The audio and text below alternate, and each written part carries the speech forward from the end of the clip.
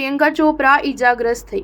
અભિનેત્રીને પગમાં ગંભીર ઈજા થઈ। હોલિવૂડ ફિલ્મ ધ બ્લફના સેટ પર શૂટિંગ દરમિયાન ઘાયલ થઈ હતી। પ્રિયંકા ચોપરાએ તેના કેટલાક લેટેસ્ટ ફોટો અને વિડીયો ઇન્સ્ટાગ્રામ પર શેર કર્યા છે, જેમાં તે ખરાબ રીતે ઈજાગ્રસ્ત જોવા મળી રહી છે। આ દિવસોમાં પ્રિયંકા તેની આગામી હોલિવૂડ ફિલ્મ ધ બ્લફનું શૂટિંગ કરી રહી છે। આ ફિલ્મના સેટ પર તેને ઈજા થઈ હતી। પ્રિયંકાને ઈજાગ્રસ્ત જોઈને તેના ચાહકો દુઃખી થઈ રહ્યા છે। પ્રિયંકાએ તેના પતિ નિક જોનસ, પુત્રી માલતી મેરી અને માતા મધુ ચોપરા સાથેની તસવીરો પણ શેર કરી છે। આ તસવીરો અને વિડીયોમાં પ્રિયંકા તેના મિત્રો, પુત્રી માલતી અને પરિવાર સાથે ક્વોલિટી ટાઈમ પસાર કરતી જોવા મળે છે। નિક પ્રિયંકાની તસવીરો ખૂબ જ રોમેન્ટિક છે। પ્રિયંકાએ એક વિડીયો પણ શેર કર્યો છે, જેમાં તેના પગ પર ઈજાના ઘણા નિશાન દેખાઈ રહ્યા છે। વિડીયોમાં પ્રિયંકાના પગ પર લસણની કળીઓ ઘસી રહી છે, જેથી કરીને તેને દુખાવો અને સોજાથી રાહત મળી શકે। કાલ અર્બન ફિલ્મ ધ બ્લફમાં પ્રિયંકા સાથે જોવા મળશે। આ film OTT platform prime video પર રિલીઝ થશે।